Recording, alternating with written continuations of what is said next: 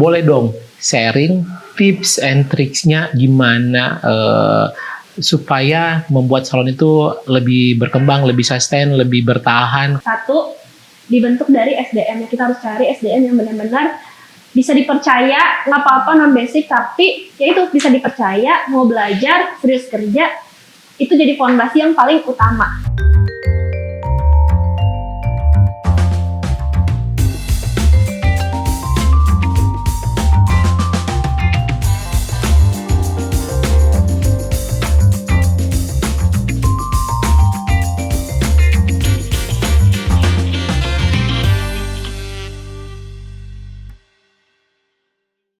Halo semuanya, selamat datang di Arisan, tempat para owner salon bercerita, berbagi pengalaman dan inspirasi. Kalian tahu nggak sih, sebetulnya ada sekitar 70% dari salon baru itu tidak bisa melanjutkan bisnisnya kurang dari 3 tahun. Nah, hari ini gue lagi bareng sama 2 bisnis owner salon yang udah cukup lama berkecimpung di dunia salon. Kita kenalan dengan mereka berdua. Aku kenalin satu-satu ya. Hai, aku dari Kiela Salon Bogor. Nama aku Adela Rahmalina, bisa disebut Kak Adel. Satu lagi nih, kayaknya jaraknya agak jauh nih ya. Satu daerah mana, saudara mana nih? Iya, aku Jakarta. Aku Jakarta. Oke, boleh kenalin. Halo semuanya, aku Rani Apriani dari RR Hair Care Salon yang di daerah Jakarta.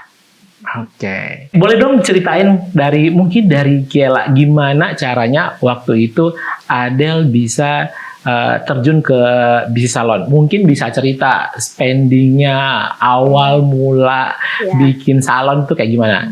Oke. Dulu itu aku nggak mau sama sekali di dunia salon, Pak. Kenapa? Karena aku lihat orang tua itu bisnis salon juga kan. Gitu. Seharusnya anak tuh lihat orang tua jadi patokan nih, pengen punya salon juga. Tapi aku berbanding terbalik. Pada saat itu mungkin karena masih anak sekolah. Jadi aku pikirannya kayak ibu gua itu salon, masa gua anaknya salon juga yang lain gitu. Nah, pada saat itu.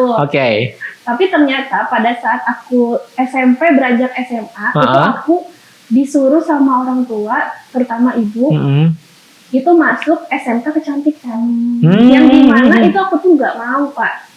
Aku pengennya SMA biasa karena pengen kuliah, pengen jadi budak korporat. Akhirnya setelah diskusi panjang, ibu aku merayu aku. Akhirnya aku tergoda lah dengan rayuan-rayuan mereka. Disitulah aku mulai menemukan passion aku, yaitu dunia kecantikan. Akhirnya setelah aku lulus, terus sempat kuliah dulu 1 tahun, tapi berbeda jurusan kuliahnya. Nah, ternyata kuliah nggak lanjut, akhirnya aku menikah. Jadi itu nggak sampai kelar tuh kuliah? Nggak. Itu jurusan apa kamu? Bisnis. Ambil bisnis? Iya, di Bogor. Tapi karena aku emang sukanya di dunia kecantikan ini, terutama awalnya itu make up dulu kan Kak.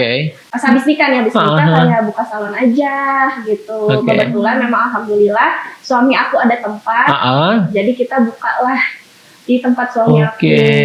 Dari kacanya itu tahun berapa? 2021 pas COVID, Pak. 2021 dan sekarang tuh 2026. Maksudnya nggak terlalu lama juga sih ini kan, artinya baru 5 tahun dong. Sudah 5 tahun berjalan. Kita benar-benar ngerasain dari nol. Dari nol tuh benar-benar dari kacanya masih 2, karyawan masih 2. Terus kalau nggak ada karyawan ya udah aku sama ibu aku yang turun. Gitu. Sampai akhirnya alhamdulillah sekarang karyawannya ada 10. Terus kacanya juga udah lumayan agak banyak, jadi dari customer juga lumayan banyak. Sebagai Gen Z yang memilih untuk berkarir di dunia hairdresser gitu, apa perasaan kamu pertama kali? Ya, untuk aku pribadi memang kan awalnya nggak mau ya. Tapi setelah aku dalemin, aku di salon tuh, wah cuannya gede nih. Nah, akhirnya aku termotivasi untuk belajar. Jadi skill aku bertambah. Selain aku bisa muak, aku bisa potong rambut, bisa warna, tapi semua bertahap, Pak. Dari awalnya aku belajarnya warna dulu, warna smoothie. Terus ketemu customer yang komplain, nah itu awalnya agak down, tapi jadi motivasi lagi, oh gue harus lebih bagus lagi. Terus ketemu lagi potong rambut ada yang komplain, termotivasi lagi walaupun down juga, tapi itu yang membuat oh ya gue bisa lebih bagus. Nah sampai akhirnya terbentuklah karakter aku sekarang kayak ini dunia gue gitu. Hairdresser, hairstylist, pokoknya apapun itu salon. Ini dunia aku, jadi ya aku seneng ngejalaninnya. Gitu. Berarti totally kamu di dunia beauty and hair. Iya. Itu berapa lama? Kalau dihitung dari zaman sekolah, berarti aku anggapnya aja waktu pas aku benar-benar terjun tuh di kelas 2 SMK ya. Jadi sekitar umur 17 tahun lah. 17 tahun? Iya, berarti sampai sekarang kurang lebih 9 tahun. 9 tahun? Kurang lebih 8-9 tahun, iya. Aku ke Rani deh. Ran, bisa nggak cerita gimana awalnya bikin salon? Awalnya buka salon tuh karena support sih. Awalnya sih karena support dari pelanggan. Sebenarnya awalnya tuh sebenarnya nggak mau buka salon. Aku bisa salon itu awalnya justru karena keadaan orang tua sebenarnya tuh. Dulu tuh aku pas lulus SMP keadaan orang tua nggak bisa nyekolahin kan ya. Akhirnya udah deh aku kerja aja gitu kan. Orang tua juga kan. Kamu lulus SMP langsung kerja? Langsung kerja. Masya Aku Allah, langsung kerja umur 16 tahun. belum ada ijazah tuh saat itu. Ya udah akhirnya kata orang tua ya udahlah kamu kerja aja ya. Sorry aku potong. Emang tempat kerja kamu sama tempat tinggal kamu yang pertama itu emang deket? Lumayan deket. Lumayan deket. Bisa ditempuh pakai jalan kaki sih tanpa ongkos gitu.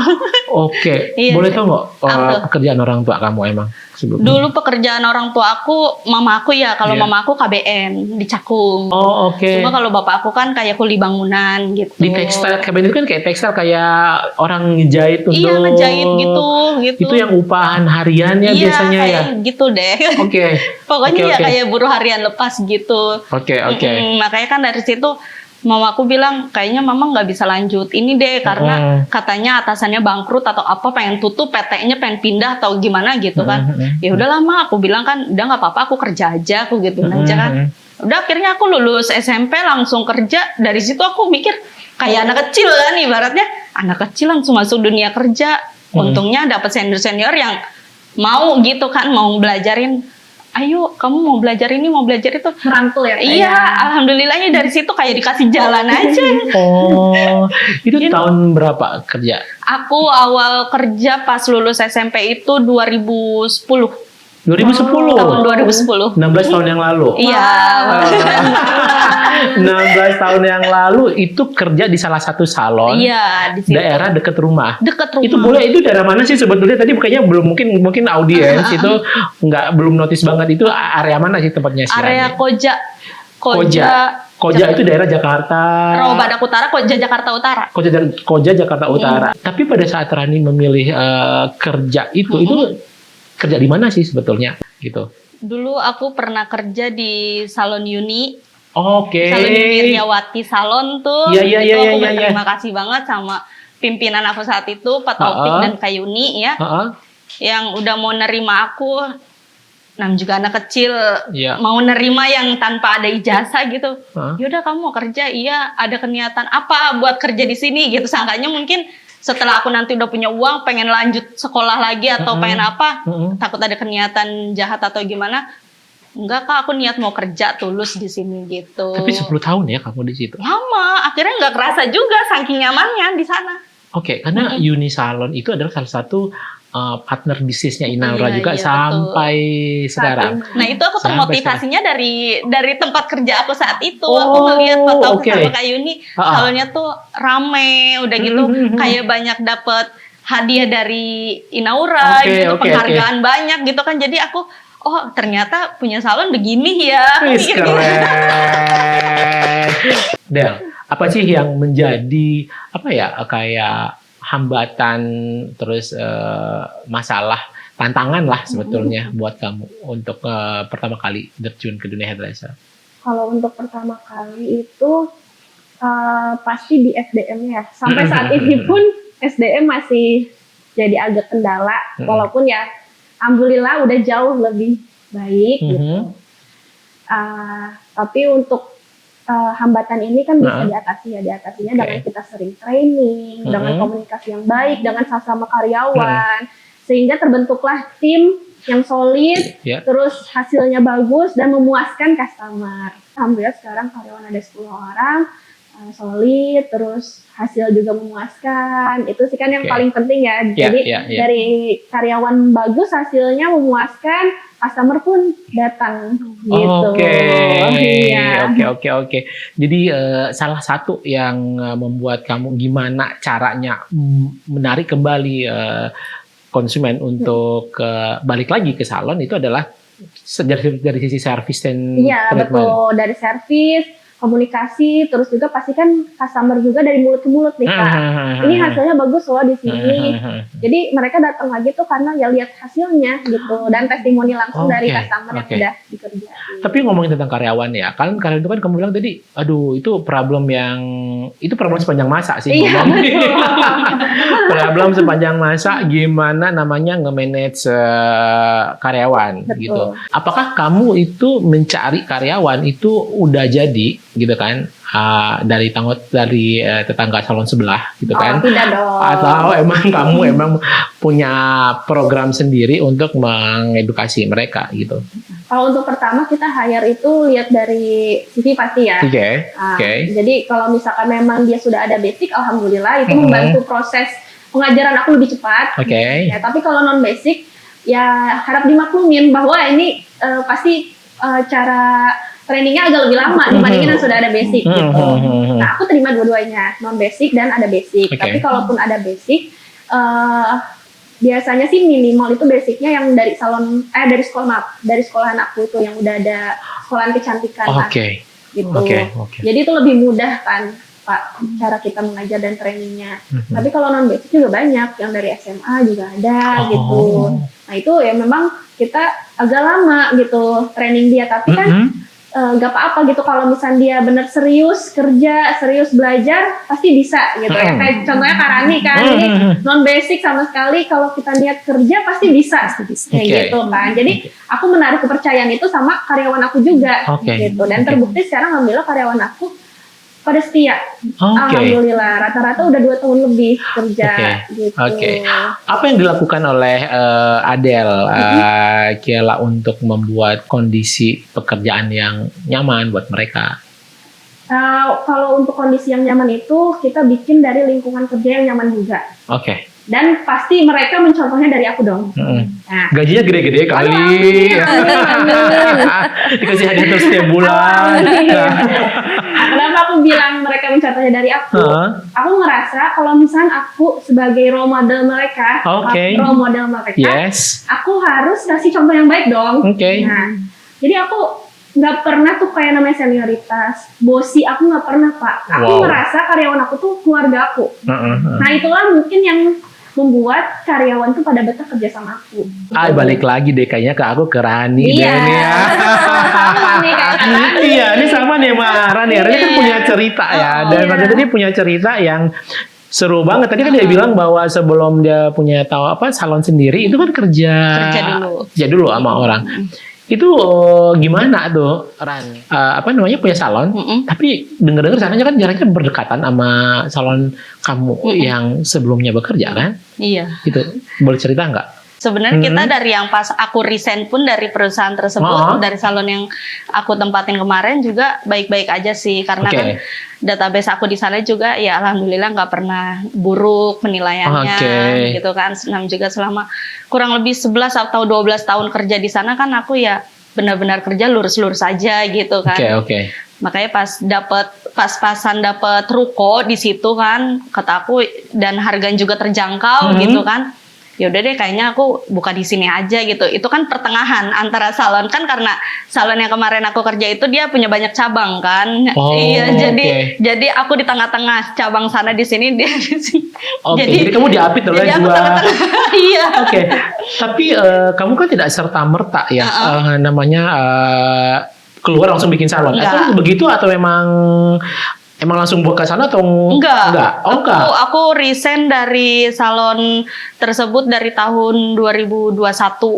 2021 Terus aku jadi ibu rumah tangga dulu tuh, ya jualan-jualan di rumah, kayak jadi salon panggilan dari customer aku kan kadang nelpon, karena ini udah nggak kerja ya. Iya, aku udah di rumah, udah urus anak doang. Bisa nggak ke rumah? Jadi kayak home service jatuhnya. Jadi kayak home service. Jadi aku datengin pelanggan gitu kan. Ya udahlah, aku juga suka dengan bidang yang aku jalanin itu. Ya udahlah, kayaknya oke juga gitu kan. Udah dari situ jeda 2 tahun aku kerja lagi di salon lain, tapi bukan di salon yang tersebut ya, karena aku ngebantu adik aku yang kerja di salon yang baru ini. Jeda 2 tahun di situ aku langsung resign karena adek aku juga udah resign gitu dari salon yang ini gitu. Jadi salon yang terakhir, bukan salon pertama kali kamu yang 10 tahun itu ya? Yang 10 tahun itu mah aku udah lama, baru aku kerja di salon yang baru ini karena adek aku kerja di situ. Katanya, Mbak temenin dong, gini-gini. Aku sendirian, ya udah aku temenin gitu kan.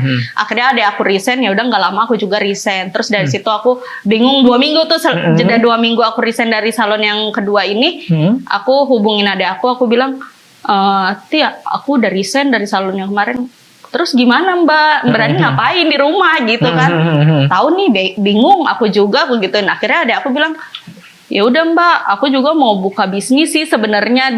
Dia kan kerja jadi sales. Dia bilang ada niatan buat buka bisnis bareng sama temennya, buka warkop katanya gitu. Aku bilang, ngapain lu buka-buka warkop, mendingan kita buka salon sendiri. Udah langsung ide aja, jeda 2 minggu dari resign itu aku bilang, aku muter-muter cari ruko. Akhirnya aku foto-fotoin tuh banyak ruko, aku kirim ke adik aku karena kan aku nggak punya budget ya kan. Sama sekali 0 budget dari minus. 0 budget tapi dari ruko loh. Iya, pede banget kan, itu namanya kepedean banget. Aku foto-foto, aku kirimin aja ke adik aku kan, karena aku mikir dia mau buka bisnis ya kan, sedangkan aku cuma punya otak ya. Jadi si investornya ceritanya lah adik sendiri. Adik aku bilang daripada lu buka bisnis sama temen lu sendiri, mendingan lu sama kakak lu sendiri gitu kan. Aku bilang, gue bisa nih ngebangun usaha gitu kan. Aku bilang, ya udah Mbak, mau buka apa? Salon, aku gituin. Ya udah, aku foto-fotoin, akhirnya aku kirimin ke adik aku. Emang itu ruko di mananya? Di sini nih. Ya kok area sini juga, dia juga kan tahu kan ini kan deket salon ini gitu kan. Ya gimana orang yang murah di sini, aku pikir gitu kan, soalnya kan salon-salon luaran itu kan mahal ininya, apa ruko-rukonya, aku gitu. Emang nggak apa-apa Mbak? Ya udah nggak apa-apa, Bismillah aja, aku gituin. Ya udah akhirnya ada aku ngebayarin ruko tersebut, udah bikin ini bikin itu gitu kan, budgetnya nggak ada juga, kehabisan di tengah jalan, belum buka udah kehabisan budget. Bener-bener dari minus banget dari situ. Kata aku, lah terus gimana Ti? Ini nekat aja belum beli obat-obat ya? Dibilangin itu modal nekat banget. Aku bilang, terus gimana Ti? Mbak, aku udah nggak ada uang lagi gitu kan. Akhirnya dia kan kerjakan ke Surabaya tuh jadi sales. Aku bilang, ya udah Ti, lu minjem aja sama bos lu, aku gitu aja kan buat beli obat-obatan ini. Kaca aja belum jadi, aku gituin kan. Ya udah Mbak, nanti nih aku tolongin gini-gini. Ya udah, akhirnya dia masih kerja, aku yang bingung sendiri ya kan di lapangan kan. Suami aku juga keder, ngeluh ke ibunya juga kan, ibunya udahlah itu urusan lu, gue mah gak mau tanggung jawab gitu kan. Kalau orang tua kan soalnya kan masing-masing. Aduh nyusahin aja sih ya. Lu yang mau usaha gitu. Udah dari situ aku cari-cari itu apa namanya, salon-salon yang udah nggak buka lagi. Aku cari bekas-bekasan akhirnya. Produknya? Enggak, alat-alatnya. Kayak iya akhirnya aku kan banyak tuh jaringan aku kan, teman-teman aku pada, Ran, lu mau buka salon ya? Iya, kemarin gue foto ruko doang tapi nggak ada duitnya. Aku gituin kan, mau buat beli-beli yang lainnya nggak ada. Yaudah nih temen gue nih jual second sekian-sekian. Yaudah gue bayar 2 kali mau nggak gitu. Akhirnya dia, yaudah nih angkut aja, yang penting angkut aja barangnya biar nggak sempit. Udah seadanya udah. Kayak wasbak bekas, bangko-bangko bekas gitu kan. Paling pasang kaca baru itu doang sih. Selebihnya udah kosong melongpong, nggak ada apa-apa. Terus kayak produk-produk aja aku beli satu udah gitu. Udah dari situ, begini doang, ya udahlah nggak apa-apa. Akhirnya pelanggan juga udah banyak ngelihat histori kita. Karena ini kapan sih bukanya kapan sih gitu banget. Aku juga bilang nanti ya, belum ya. Aku bilang kan aku sembunyiin semua itu kan, kesulitan aku sembunyiin. Aku bilang apa iya nih, aku paksa aja gitu kan. Nggak ada yang namanya grand openingan boro-boro. Nggak ada selamatan apa-apa. Kata aku, ya udahlah Kak, ayo datang. Udah akhirnya datang. Modal bismillah ya Teh. Akhirnya adek aku juga nelponin yang di Surabaya. Mbak gimana sih? Orang belum semuanya malah udah buka-buka aja. Ya orang CS gue pada mau datang mau gimana? Oke. Yang penting cuma khas Koja banget ya. Iya, terlalu badak banget kan. Akhirnya pelanggan aku bilang gini, Kak maaf ya tapi salon aku baru segini, aku gituin kan. Udah nggak apa-apa, emangnya gue butuh tempatnya, gue mau butuh diinin, dipijit, gue kangen sama pijitan lu gini-gini gitu kan. Dan juga aku ya alhamdulillah selama ini pelayanan selalu bagus, selalu direkam semuanya lah jejak kerja aku sama pelanggan aku sampai segitunya mereka nungguin aku yang dari Jakarta Timur pada datang ke situ gitu kan. Akhirnya aku bilang ya udah datang, aku di situ sendirian, terus teman aku ada yang ngeliat postingan aku mungkin updatean di WA kan.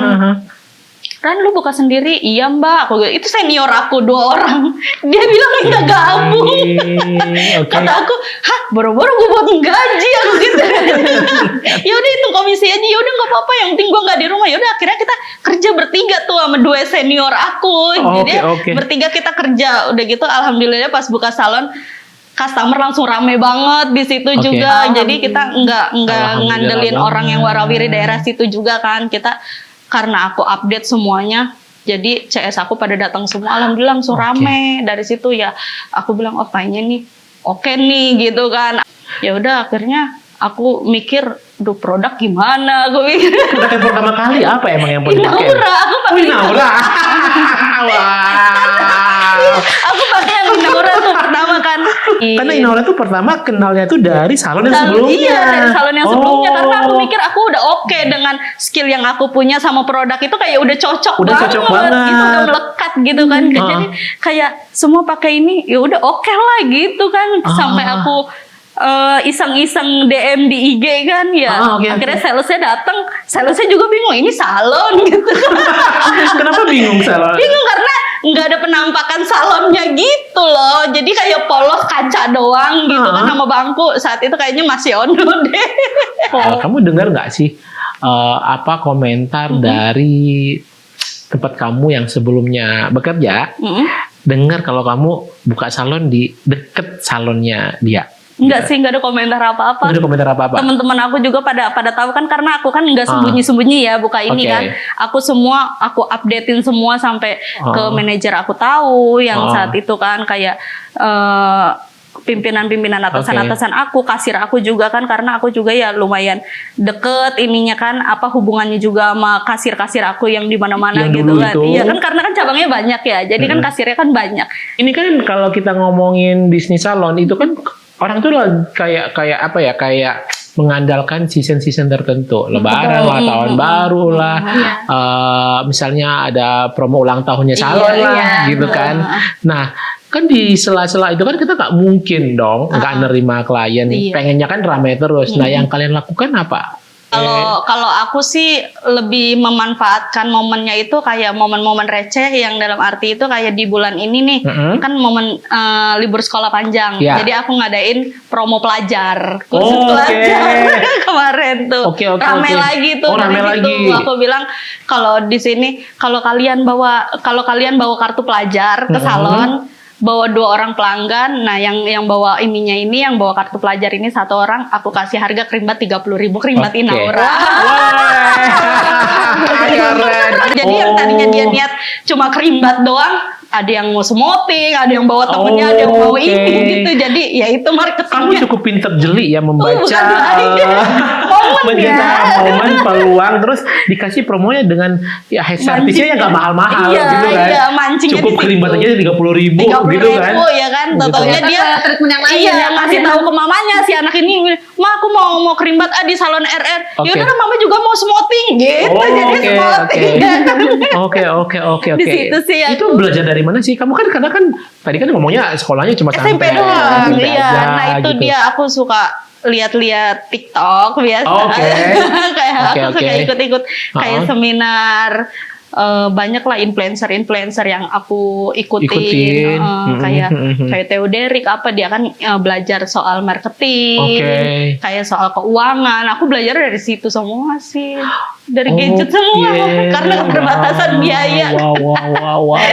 Kalau Adele sendiri gimana caranya meningkatkan? Kalau Adele kan memang sudah ada MUA ya, jadi MUA itu sebagai salah satu penopang omset juga di bisnis salon nih. Tapi kan salon kan itu kan rutin daily kan, itu yang dilakukan apa promosi strateginya? Iya betul, ada juga promosi kayak namanya, tapi kita namanya beda aja promosinya gitu di bulan-bulan tertentu. Misalkan emang bukan bulan high season nih, tapi bulan biasa, tapi kita adain promo gitu kan. Nah, itu kan mengundang juga sama member juga Kak. Member, punya member? Iya, bikin member. Jadi kan kalau orang tuh kan member sekali, terus kita kasih nih, kan nanti kalau udah 5 kali dapat diskon atau dapat free treatment. Nah itu kan mengundang juga kan Kak, oh iya besoknya kesini, jadi dia repeat gitu. Repeat, jadi akhirnya dari repeat itu mungkin dia posting apa temennya jadi tahu gitu kan. Terus juga kita tuh setiap hari posting Kak. Ya, posting entah itu di Instagram, TikTok gitu kan. Karena kan kalau kita nggak posting orang nggak akan tahu dong salon kita gitu kan. Tapi kalau kita setiap hari posting di WA di mana orang jadinya penasaran gitu. Jadi walaupun bukan high season ya udah dia nyalon karena dia penasaran, terus ternyata ketagihan gitu, suka dengan pelayanannya. Ya terus jadinya berkembang lah. Jadi alhamdulillah walaupun bukan bulan-bulan season yang high gitu, tapi alhamdulillah ada terus. Ada terus. Ya. Oke. Kalau Rani sendiri nih, gitu, belum punya yang kayak sistem member gitu-gitu? Poin palingan juga. Oh poin. Kalau aku poin, kalau aku beda lagi. Oh mirip sih sebetulnya. Iya. Kalau aku sih lebih kayak ke poin. Jadi berapa persen dari perawatan gitu kita kumpulin, karena kan sistem kita juga kan ada. Jadi setiap pelanggan datang perawatan ini kita nggak kasih struk, tapi melainkan aku kasih kayak link, ada suatu link, aku kirim otomatis langsung ke WA-nya setiap kali habis perawatan. Wow, keren. Dari situ jadi mereka bisa tahu sendiri, oh poin aku udah segini, poin aku segini gitu mereka. Keren. Jadi kalau misalnya dia habis perawatan, mana nih kok belum dikirim linknya? Oh iya ini langsung dikirim, di share semua. Karena kan aku ada tim-tim di belakang layar ya, maksudnya kalau Capster kan 7 doang kan, Capster 7, tapi aku ada tim-tim kayak buat tim marketingnya ada, terus ada konten kreatornya juga ada, terus sama satu lagi aku yang buat ngembangin live-nya juga ada, live streamingnya ada. Jadi itu sih yang bikin aku ada customer setiap harinya gitu. Makanya kadang kalau disebut di salon viral ya di TikTok, karena kita live TikTok terus. Iya betul. Iya. Even nge-live pun juga kalian tetap nge-live juga ya. Di jam-jam tertentu. Jam tertentu. Oh, oke. Di TikTok biasanya. Iya di TikTok. Di TikTok ya. Wow. Gila, seru banget ngobrolnya barusan, sharing tentang semua tentang dunia hairdresser. Tapi kali ini kita ada games bareng kalian berdua. Caranya sih gampang gitu. Ya kayak arisan biasa sih. Dikocok ini tinggal dikocok. Lalu kamu kita tuang, baca dan silakan dijawab. Depan kamera. Oke. Langsung mulai ya. Kita mulai gamesnya. Aku mulai dari Rani. Rani kocok sendiri aja deh. Oh iya. Aku kocok sendiri nih. Oke. Rani langsung dijawab ya. Oke deh. Aku baca dulu ya. Sip. Sebutkan 3 kriteria utama dalam memilih brand produk untuk salonmu. Oke, silakan dijawab. Kalau aku sih kalau nyari brand itu yang jelas sih kualitasnya yang bagus ya, utama kualitas yang bagus, terus yang terbaru juga biar nggak monoton gitu. Kamu suka yang inovatif ya, produk inovatif. Iya, aku suka gitu karena di lingkungan daerah aku itu kan monoton gitu-gitu aja produknya. Jadi kalau misalnya ke aku kayak kemarin tuh brand Inaura tuh ada yang terbaru dari Scalp, nah aku adain satu rangkaian Meja Scalp. Tuh dari situ customer kayak langsung terarah, oh kok ada ya, emang ketombe bisa ya di scrub gitu, bisa kok gitu aja. Keren. Terus? Banyak dari situ. Terus kayak misalnya ada varian yang ini nih, aku bilang kan ini ya ini ada yang terbaru nih. Oh iya boleh dong nyoba. Aku sih sukanya yang terbaru gitu. Customer juga nggak monoton, itu aja sih. Yang bikin aku tetap sama Inaura itu kayak ISC Days-nya sih. Karena aku baru kemarin ke Bromo. Oke. Jadi aku ngerasa happy aja sih, ternyata aku ngebangun salon nggak cuma ngebangun doang, ternyata ada sisi-sisi lain buat kayak dirangkul banyak dari inaugurasi yang ngerasain. Komplit ya. Banyak. Dapat semua. Mungkin satu kata buat brandnya apa tuh? Pokoknya Inaura paling paten.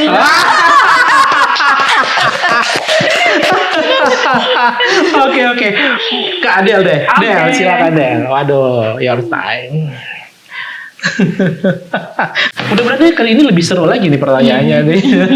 Oke, aku bacain ya Pak. Ya. Apa kesalahan bisnis yang justru paling banyak mengajarkanmu? Oke.